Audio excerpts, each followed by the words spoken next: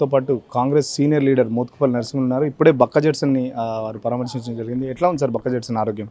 అతని చావు బతుకుల మధ్యలో ఉన్నాడండి ఆయన. ఇప్పటికి 9 రోజులు అయింది. 2 రోజులు అయింది, 10 రోజులు అయింది. మరి 10 రోజులైనా కూడా ఒక దళితుడు, ఒక వికలాంగుడు 10 రోజుల నుంచి ఆమరణ దీక్ష చేస్తుంటే ఈ గవర్నమెంట్ పట్టించుకోదా? అంటే సస్య జావననే కదా రేవంత్ రెడ్డి ఉద్దేశం మీద నిన్న కూడా చెప్పాడు అన్నో సస్య జావని అని. ఈ దొంగ దీక్షలు అంటున్నాడు కదా.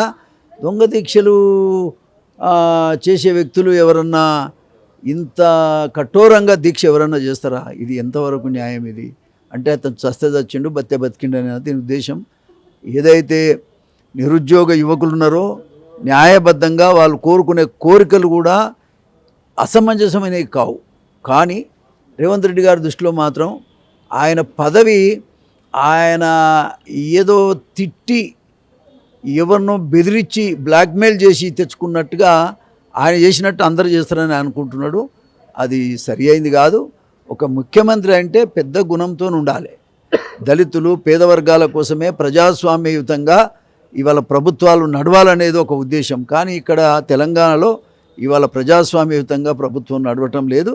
జడ్సన్ గారు చాలా మరి చావు బతుకుల్లో ఉన్నాడు. ఇవాళ ఆయనను మేము ఎంత బతిమలాడినా కూడా ఆయన వినటం లేదు. ఇది చాలా బాధాకరంగా ఉంది.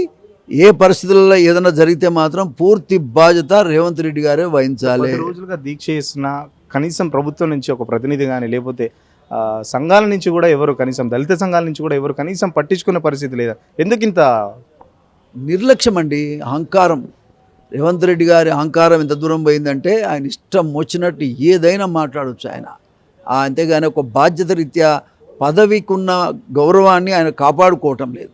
ఇది చాలా దురదృష్టకరమైన పరిస్థితి. ముఖ్యంగా బట్టి విక్రమార్క కూడా నేను విజ్ఞప్తి చేస్తున్నా. ఇవాళ ఒక దళితుడు చావు బతుకుల మధ్యలో ఉన్నాడు. ఆయన కూడా స్పందించాల్సినటువంటి అవసరం ఉంది. బాధ్యత మనకుంది. ఆయనకు ఎక్కువ బాధ్యత ఉంది బట్టి విక్రమార్క గారికి. నేనేమంటున్నా అంటే సీఎం గారు ఎట్లాగో అహంకారి, ఆయనకు పేదోళ్ళ పట్ల ఒక సానుభూతి లేదు, ఒక కనికరం దయ కూడా లేదు ఆయనకు. అటువంటి టైంలో ఇవాళ బట్టి కూడా స్పందించాల్సినటువంటి అవసరం ఉంది.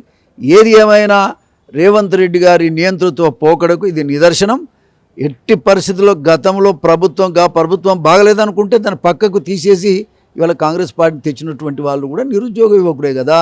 30 లక్షల మంది మరి ముఖ్యంగా బయటకు వచ్చి పనిచేసి మరి ఇలా కాంగ్రెస్ పార్టీని అధికారంలోకి తెచ్చారు. మరి అటువంటి కాంగ్రెస్ పార్టీకి చెడ్డ పేరు తెస్తున్నాడు రేవంత్ రెడ్డి గారు. ఇది చాలా బాధాకరమైనటువంటి విషయం. నిన్నగాక మొన్న పార్లమెంటుకి ఎన్నికలు జరిగితే మరి 17 సీట్లకు 8 సీట్లు వచ్చినాయి. సిగ్గుపడాలి. మరి అయినా సరే బుద్ధి రావటం లేదంటే ఇది ఏ రకంగా కరెక్ట్ అని నేను అడుగుతా ఉన్నా. ఇది మంచి పద్ధతి కాదు.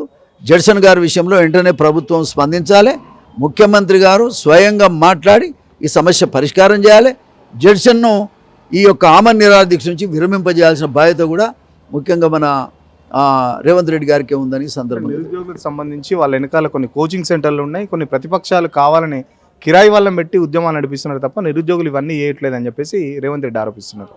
రేవంత్ రెడ్డి గారికి బుద్ధిండి మాట్లాడుతుండో బుద్ధి లేక మాట్లాడుతుండో మాకు తెలియదు. కానీ అట్లా మాట్లాడొద్దు, అట్లా అవమానపరచొద్దు. ఎవడండి పేడ ఆర్టిస్టులు? ఎవడు పేడ ఆర్టిస్ట్ ఇస్తే మీరు కొట్టినా కూడా పడతారా? ముళ్ళ కంపలు వేసి కొట్టినా కూడా మా సమస్య పరిష్కారం చేయమని చెప్పేసి వేడుకుంటురే తప్ప వేరే వాళ్ళు పేడ వర్కర్ అయితే దెబ్బ కొడితే ఉంటాడా వాడు? ఏమే ఈ రకంగా నిరుద్యోగ యువకులని, చదువుకున్న వాళ్ళని, రోజు కష్టపడి చదువుకుంటున్నటువంటి పేద విద్యార్థులని అవమానపరచడం మంచిది కాదు. నిరుద్యోగ యువకులంటే వాళ్ళకి ఏదైనా ఉద్యోగం వస్తే బతుకుదామని ప్రయత్నం చేస్తున్నారు తప్ప మరొకటి కాదు. బతుకుదెరువుల కోసమే కొట్లాట. పక్కకున్న ముఖ్యమంత్రి 16,000 మంది టీచర్లను 5 నిమిషాల్లో నియమించడానికి నిర్ణయం తీసుకుంటా. అని 7 నెలల ఎడదొస్తున్నావు నువ్వు. మరి వాళ్ళ పేరు చెప్పే కదా ఈ అశోక్ నగర్కి రాహుల్ గాంధీని కూడా తీసుకొచ్చి మాట్లాడించినావు. ఎందుకు మాట్లాడించినావు? ఆ రోజు మాట్లాడేయడం కాక సంవత్సరం లోపల 2 లక్షల ఉద్యోగాలు ఇస్తానని చెప్పినావు. ఏమైంది 2 లక్షల ఉద్యోగం? నిన్న 30,000 ఉద్యోగాలు నువ్వు ఇస్తున్నా అని చెప్తున్నావు. తప్పది. కేవలం కేసీఆర్ పెట్టినటువంటి నోటిఫికేషన్స్ అవన్నీ 30,000 ఉద్యోగాలు కూడా ఈయనకి సంబంధించినవి కావు. కేవలం సర్టిఫికెట్లు మాత్రమే ఇచ్చిండు. అప్పుడు ఎన్నికలు వచ్చినాయి కాబట్టి ఆ సర్టిఫికెట్ ఇవ్వలేకపోయింది ఆ రోజుల్లో టీఆర్ఎస్ వాళ్ళు. కానీ మళ్ళీ ఆ సర్టిఫికెట్ ఇచ్చి నేను ఇచ్చినాను ఖాతాలో వేసుకుంటే మంచి పద్ధతి కాదు. నీవు ఖాతాలో వేసుకోవాలంటే ఇప్పటి నుంచి నువ్వు నోటిఫికేషన్స్ ఇవ్వాలి, బ్రహ్మాండమైన రిక్రూట్మెంట్ చేయాలి, మంచి పేరు తెచ్చుకోబాయి. ఎవరొద్దంటారు నేను. కానీ ఈ విధంగా అహంకారపూర్వకంగా ప్రభుత్వాన్ని నడిపితే మాత్రం కాంగ్రెస్ పార్టీకి నువ్వు చెడ్డ పేరు ఇవ్వటం తప్ప మరొకటి కాదు. రాహుల్ గాంధీకి, సోనియా గాంధీకి తీవ్రమైనటువంటి నష్టం నీ వల్ల జరుగుతున్నది. ఇది ఆలోచన చేసుకోమని మాత్రం ఈ సందర్భంగా నేను తెలియజేస్తాను. పక్క రాష్ట్రంలో వాళ్ళ గురువుతో పోటీ పడతా 18 గంటలు కలిసి పనిచేయాలని చెప్పేసి అంటున్నా. చంద్రబాబు నాయుడు మాత్రం నిరుద్యోగులకు సంబంధించి చాలా మంచి నిర్ణయాలు తీసుకుంటున్నారు. ఇక్కడ చూస్తే మాత్రం నిరుద్యోగులకు మొత్తం వ్యతిరేకమైన నిర్ణయాలు రోజు కూడా తీసుకుంటున్నారు. ఎట్లా అనిపిస్తుంది? ఏ పక్క రాష్ట్రంతోనే చంద్రబాబు నాయుడు దిగిన కొన్ని అక్కకు నాగలోకానికి ఉన్నంత తేడా ఉంది. మరి పక్క రాష్ట్రం 16,000 ఇచ్చిండు, నువ్వు అసలు 5,000 టీచర్ పోస్టే భర్తీ చేస్తాను అంటున్నావు. 5,000 నుంచి 10,000 చెప్పినట్టు. అయితే 5,000కి 5,000 యాడ్ చేసినావు, 10,000 చెప్తున్నావు. 25,000 పోస్ట్ ఖాళీలు ఉన్నాయనేటువంటిది ఇన్ఫర్మేషన్ ఉన్నది. 25,000 పోస్ట్ ఎందుకు చేయవు నువ్వు? ఇప్పుడు ప్రతి సబ్జెక్టుకి అయితే ఒక టీచర్ అయితే ఉండాలి కదా. గ్రామాల్లో స్కూళ్ళన్నీ బంద్ అయిపోతున్నాయి ఈ టీచర్లు లేక. ఇది గమనించాలి. ఇక నువ్వు దేని మీద శ్రద్ధ ఉన్నట్టు? అక్కడ చదువుకుంటే వాళ్ళంతా ఎవరు? ఎస్సీలు, ఎస్టీలు, బీసీలు. ఈ ఎస్సీ, ఎస్టీ, బీసీలే గవర్నమెంట్ స్కూళ్ళలో చదువుతారు. మిగతా వాళ్ళు ఎవరు కూడా చదవరు, అంతా ప్రైవేట్ స్కూళ్ళనే చదువుతున్నారు. అటువంటి అప్పుడు నువ్వు స్కూళ్ళు పకడ్బందీగా నడిపించి అందరు టీచర్లను పెట్టి బాగా చదివించి ప్రైవేటు స్కూళ్ళకు ధీటుగా మరి ప్రభుత్వ స్కూళ్ళు కూడా నడిపిస్తే అది గొప్పతనం. కానీ మరి టీచర్లు లేకపోతే నడుస్తుందా? కాబట్టి ప్రజల కొరకైనా నువ్వు రిక్రూట్మెంట్ చేయాలి కదా. మెగా డిఎస్సి ప్రకటించాలి. నిన్న ఒక అమ్మాయి అయితే నీ కాళ్ళు పట్టుకుంటే సార్ నాకు 3 నెలలు కొంచెం పోస్ట్పోన్ చేయమని అడుగుతా ఉన్నది. పాపం ఎంత బాధాకరమండి. నీ కాళ్ళు మొక్కించుకునే స్థితికి నువ్వు ఉన్నావంటే నీ అహంకారం ఎంత దూరంలో ఉందో నువ్వు అర్థం చేసుకో. ఆడపిల్లల్ని ఎంత కొడుతున్నారు, కంచెలు వేసి కొడుతున్నారు, ముళ్ళ కంచెలు వేసి గడీలు బద్దలు కొట్టిన ప్రభుత్వం మాది ప్రజాప్రభుత్వం, మాది ప్రజాపాలన అని చెప్పుకుంటున్నారు రేవంత్ రెడ్డి. నిన్న మీడియాపై దాడి కూడా చూసినట్టు పోలీసులు. ప్రజాప్రభుత్వం ఏడవన్నది అమ్మాయి ఏడదొచ్చింది, ఏడవచ్చింది ప్రజాప్రభుత్వం. ప్రజలందరినీ కొట్టుకుంటా ఇవాళ ఆయన గ్రాఫ్ ఎంత పడిపోయిందో ఆయన ఒకసారి ఆలోచన చేసుకోవాలి. ఆయన గ్రాఫ్ ఇవాళ తెలంగాణ లేదు. ఆయన పక్కకు తప్పుకుంటేనే కొత్త సీఎం వస్తేనే ఖచ్చితంగా ఇక్కడ గ్రాఫ్ పెరుగుతుంది తప్ప మళ్ళీ పెరిగే అవకాశం లేదు. ఇది అర్థం చేసుకోవాలి. అంతే కదా, కొత్త సీఎం వచ్చే అవకాశాలు ఉన్నాయి. అంతా చూసుకోవాలి. మరి ఆయనకు నీతి ఉంటే ఆయన దిగిపోవాలి. కొత్తోడు వస్తేనే ఇక్కడ పార్టీ బతికేటట్టుంది. కాబట్టి ఆయన వల్ల జరిగేటట్లేదు. అహంకారం ముంగటేసుకుంటే ఎవడు బతాడా ప్రజాస్వామ్యంలో? అది కూడా దళిత వర్గాలను నువ్వు ప్రేమించడం లేదు, బలహీన వర్గాలను ప్రేమించడం లేదు, నిరుద్యోగులను నువ్వు ఎవరి పట్ల నువ్వు లేవు, సానుభూతిగా లేవు నువ్వు. మరి ఎవరి పట్ల ఉన్నావు నువ్వు? దొరల పట్ల ఉన్నాడు. ఆయనే దొర. కేసీఆర్ను దొర అంటారు కానీ అంతకంటే పెద్ద దొర రేవంత్ రెడ్డి. కాబట్టే కదా జనరల్ సీట్లు 11 సీట్లు ఉంటే 7 సీట్లు పార్లమెంట్ సీట్లు రేట్లకే ఇచ్చిండు ఆయన. ఎవరి పక్షాన ఈ గవర్నమెంట్ నడుస్తుందంటే కేవలం తన కుల సామాజిక వర్గం పక్షాన్ని ప్రభుత్వం నడుస్తుంది. అంతే తప్ప వేరేళ్ళ కోసం ఈ ప్రభుత్వం, పేదోళ్ళ కోసం, ఎస్సీ ఎస్టీ బడుగు బలైన వర్గాలు, మైనార్టీల కోసం లేదు ఈ ప్రభుత్వం. తన కులస్తుల కోసమే ఉంది. ఇది అర్థం చేసుకోవాలి. అంటే వీళ్ళ నిరుద్యోగులకు సంబంధించి కొన్ని కోచింగ్ సెంటర్లు, కొన్ని ప్రతిపక్షాలు రెచ్చగొడుతున్నాయి. నిరుద్యోగులు ఏం లేదు, నిరుద్యోగులంతా హ్యాపీగానే ఉన్నారని కాంగ్రెస్ నేత కూడా ఒకరు బక్క జెడ్సన్ కూర్చుంటే లేవలేడని చెప్పేసి తన అంగవైకల్యం గురించి కూడా చాలా దారుణంగా మాటలు అనిపిస్తున్నాయి మీకు?